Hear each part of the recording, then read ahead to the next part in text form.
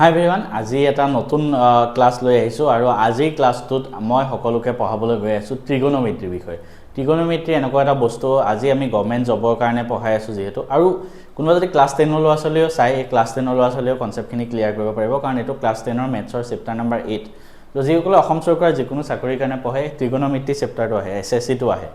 তো আজি আমি কনচেপ্টখিনি ক্লিয়াৰ কৰিম আৰু আমাৰ যোনটো গভৰ্ণমেণ্ট জবৰ কাৰণে কোৰ্চ আছে তাতে আমি ইয়াৰ ৰিলেটেড MCQ প্ৰেক্টিছ কৰিম। ছেকেণ্ড কথা, ইয়াৰ ৰিলেটেড MCQ যিসকলে চৰকাৰী চাকৰিৰ কাৰণে পঢ়ি আছে তেওঁলোকে আমাৰ ই-বুকৰ পৰাও কৰিব পাৰে, বা আমাৰ প্ৰিণ্টেড বুকো আছে, কাৰোবাক যদি প্ৰিণ্টেড বুকো লাগে ডেছক্ৰিপশ্যনত লিংক থাকিব, তাৰ পৰা বাই কৰি ল'ব পাৰিব। গতিকে আমি বেছি দেৰি নকৰি আৰম্ভ কৰিছোঁ।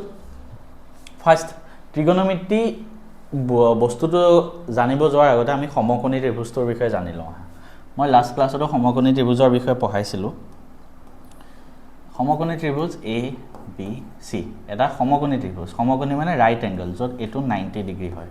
কিছুমান কনচেপ্ট আমি ইয়াতে মনত ৰাখিব লাগিব সমকোণী ত্ৰিভুজটোৰ ক্ষেত্ৰত, ঠিক আছে? সকলোৱে মানে লিখি থ'ব পাৰে। প্ৰথম কথা, এই সমকোণী ত্ৰিভুজটোত কি হয়, এইটো যদি 90 ডিগ্ৰী হয়, এই দুটা কোণ যোগ কৰিলে কিমান হ'ব লাগিব? এই দুটা কোণ যোগ কৰিলে আমি 90 ডিগ্ৰী পাম। কিয়? ত্ৰিভুজৰ তিনিটা কোণৰ যোগফল 180 ডিগ্ৰী হয়। এইটো 90 হ'ল, তেতিয়া এই দুটা যোগ কৰিলেও 90 হ'ব লাগিব। তেতিয়া এই দুটা যোগ কৰি 90 পালোঁ, আৰু এইটো 90, টোটেল 180। তো সেইটো কাৰণে এই দুটা 90 ডিগ্ৰী, ঠিক আছে? ছেকেণ্ড কথা, পাইথাগোৰাছৰ উপপাদ্যটো সকলোৱে জানে কি? AB² + BC² = ইয়াৰ অপজিট এইটো AC², ঠিক আছে? এই দুটা কনচেপ্ট আমি ইউজ কৰিম। কোনোবাই যদি লিখি ল'ব বিচাৰিছে এই দুটা কনচেপ্ট লিখি ল'ব পাৰে, ঠিক আছে? তাৰপিছত এতিয়া আমি ত্ৰিগোণমিতিলৈ যাম। ত্ৰিগোণমিতি সদায় আমি এটা এংগুলৰ সাপেক্ষে উলিয়াওঁ, ঠিক আছে? সাইন, কছ, টেন এইবিলাক বস্তু যে, ধৰা প্ৰথমতে মই এইটো এংগল ধৰিলোঁ থিতা, যিকোনো এটা এংগল, এইটো থিতা বুলি, যিকোনো এটা মান হ'ব পাৰে ইয়াৰ, মই থিতা বুলি ধৰি ল'লোঁ, ঠিক আছে? তো ফৰ এংগল থিতা, ঠিক আছে? থিতা কোণৰ বাবে কি হ'ব চোৱা, কেনেকৈ বস্তুটো কেনেকৈ বুজে তোমালোকে মনত ৰাখিবা। থিতা কোণটো আছে, এই কোণটো ক'ৰ লগত লাগি আছে? ইয়াৰ লগত লাগি আছে। প্ৰথম কথা চোৱা যে এই PBH এই দুটা বস্তুৱে ইম্পৰ্টেণ্ট হয়। থিতা কোণটো ইয়াত লাগি আছে, ঠিক আছে? এতিয়া প্ৰথম 90 ডিগ্ৰীৰ অপজিটত কোনটো আছে? 90 ডিগ্ৰীৰ অপজিটত এইডাল বাহু আছে। এইডাল বাহুক আমি H বুলি ধৰিম। কি বুলি? H for hypotenuse. তাৰপিছত থিতাৰ লগত দুটা বাহু লাগি আছে, এটা 90 H2 আৰু এটা এইটো। তো যোনটো লাগি আছে এইটোক আমি B বুলি ধৰিম, B ফৰ বেছ, ঠিক আছে? খেলি মেলি নকৰিবা। তাৰপিছত বাকী কোনটো থাকিব? এইটো P। তিনিটাই বাহু থাকে, পাৰ্পেণ্ডিকুলাৰ, বেছ আৰু হাইপটেনাছ। হাইপটেনাছ পালোঁ, বেছ কোনটো ধৰিলোঁ? থিতাৰ লগত আনটো যোনটো লাগি থাকে, আৰু এইটো P, ঠিক আছে? এতিয়া ইয়াৰ পৰা আমি কি লিখিব পাৰিম? Sine theta. সাইন থিতা মানে সদায় P/H হয়, মনত ৰাখিবা, ঠিক আছে? কছ থিতা মানে সদায় B/H হয়, আৰু টেন থিতা মানে সদায় P/B হয়। এই তিনিটা বস্তু সদায় মুখৰ আগত থাকিব লাগিব, ঠিক আছে? কি কি? সাইন থিতা, কছ থিতা, টেন থিতা। আৰু তিনিটা বস্তু আছে, সেই তিনিটা একেবাৰে ইজি। আৰু তিনিটা আছে, সেই তিনিটা কি কি? এটা হ'ল সাইনৰ অপজিট কছেক, তেনেকৈ মনত ৰাখিবা। সাইনৰ অপজিট হ'ল কছেক থিতা। সাইন 1/sin হয়, কছেক মানে 1/sin, ঠিক আছে? P/H ইয়াত H/P হ'ব। চিমিলাৰলি কছৰ অপজিট কি হয় জানানে? চেক, সেইটো হ'ব 1/cos। আৰু টেনৰ অপজিট কি হয় জানানে? কট, 1/tan। এই যিমানবিলাক ত্ৰিগোণমিতিৰ ফৰ্মুলা মই আজি কৈ যাম, সকলোৱে যাতে মুখস্থ কৰি ৰাখে, ঠিক আছে? সকলোৱে মনত ৰাখিব লাগিব, ঠিক আছে? তো এইকেইটা হ'ল।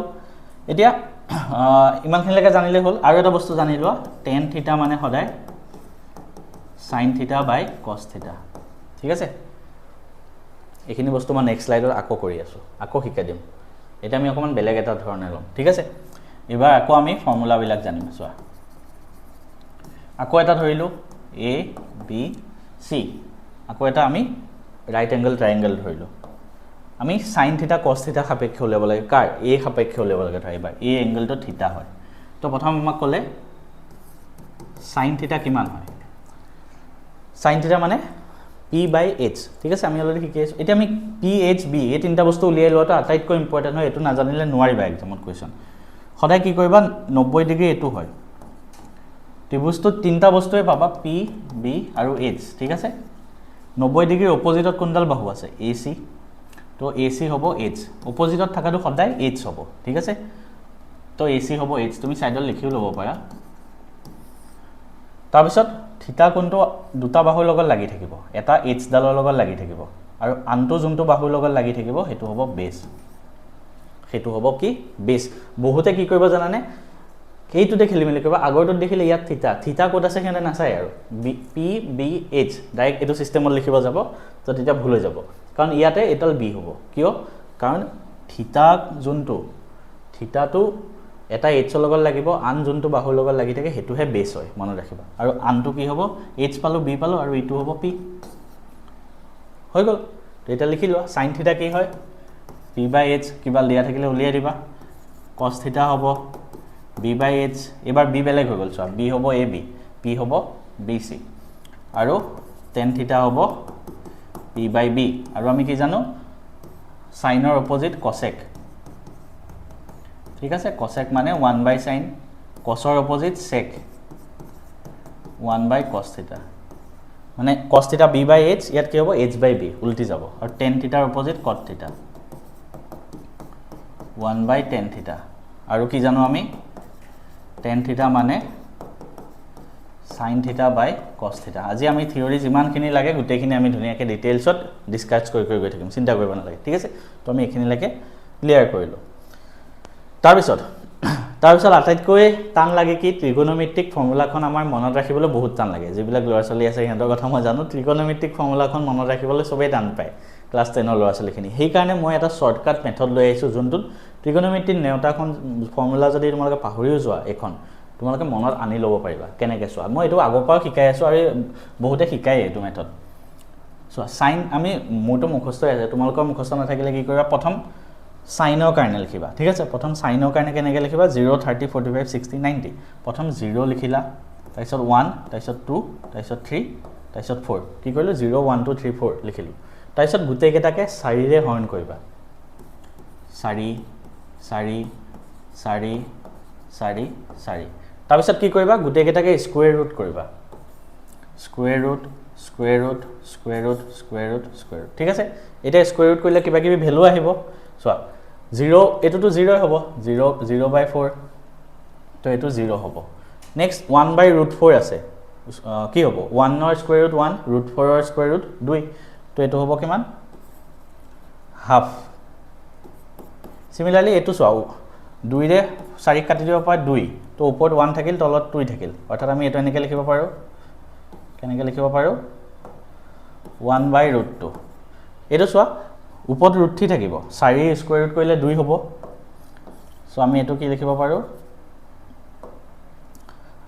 কি হ'ব এটো √3/2 তাৰপিছত 4/4 কাটি দিলে 1 থাকিব তো এটো কিমান হ'ব 1 হৈ গল তাৰপিছত এইখিনি নেওটা আমি কেনেকৈ ভৰাম চোৱা 0 1/√2 1 এটো হল তাৰপিছত তুমি লাষ্টৰ ফালৰ পৰা ইয়াত ভৰাই আহিবা 1 তাৰপিছত কিমান আছে √3/2 তাৰপিছত কিমান আছে 1/√2 তাৰপিছত কিমান আছে হাফ এবাৰ লাষ্টৰ ফালৰ পৰা উল্টাকে অপোজিটত হৈ গল 10 টো কেনেকৈ লিয়াম 10 মানে হয় sin বাই cos তো sin বাই cos মানে 0/1 0 হ'ব sin বাই cos 1/√2 আৰু √3/2 হৰণ কৰা কিমান হ'ব 1/√3 পাবা sin বাই cos 1/√2 আৰু 1/√2 হৰণ কৰিলে কাটি যাব 1 এটো হৰণ কৰিলে চোৱা কিমান আহিব √3/2 হাফ হৰণ কৰিলে √3 আৰু 1/0 হৰণ কৰিলে 1/0 তো ইনফিনিটি হয় তো ইনফিনিটি বা আনডিফাইন্ড ঠিক আছে তাৰপিছত cosec sec cot একেটা একেবাৰে ইজি একেটাৰ অপোজিট 1 লিখিলে হল ঠিক আছে তো ত্ৰিকোণমিতিক টেবুলখনত চাই একেটা তোমালকে নিজে লিখি ল'ব পাৰিবা তো এটো হল শৰ্টকাট মেথডটো কেনেকুৱা লাগিলে কবা এটা আমি ত্ৰিকোণমিতিক ৰেশিওখিনিটো আমি জানিলৈ নেক্সট আমি আৰু কেটামান ফৰ্মুলা আছে সেই ফৰ্মুলা কেটা আমি মনত ৰাখিব লাগিব ঠিক আছে ফাৰ্স্ট কেটামান ফৰ্মুলা চোৱা কি ফৰ্মুলা হয় সদায় মনত ৰাখিবা এটা আমাক ট্ৰায়াঙ্গল দিয়া আছে ধৰা আকৌ ৰাইট অ্যাঙ্গেল ট্ৰায়াঙ্গেল দিয়া আছে 90 ডিগ্ৰি এ বি সি ঠিক আছে এতিয়া এনেকুৱা ক্ষেত্ৰত চোৱা ধৰা এটো থিতা ধৰি ললো হল তো এটো কথা সদায় মনত ৰাখিবা sin theta equal to cos 90 degree minus theta hall sin theta equal to cos 90 degree minus theta tan theta equal to cot 90 degree minus থিটা সিমিলাৰলি এটো উল্টাই দিলেও একে মানে cos থিটা ইকুৱেল টু sin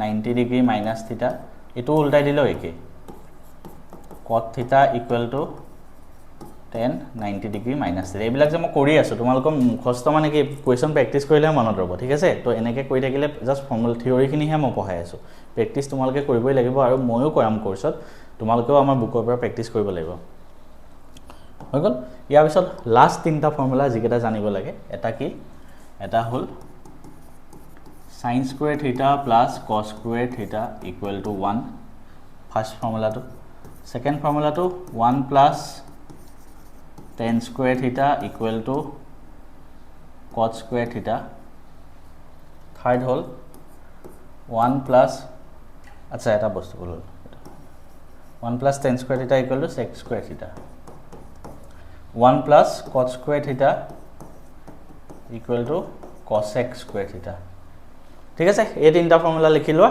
আৰু নালাগে এইখিনি জানিলে তোমালোকে ক্লাস 10 ৰ লেভেলৰ গুটেখিনি কোৱেশ্চন কৰিব পাৰিবা ইয়াৰ পিছত যিসকলে গভৰ্ণমেণ্ট জবৰ কাৰণে চাই আছে তেওঁলোকে আমাৰ এই বুকৰ পৰা প্ৰেক্টিস কৰিবগে পাৰে আমি আৰু অতি সোনকালে আৰু এটা ক্লাস লৈ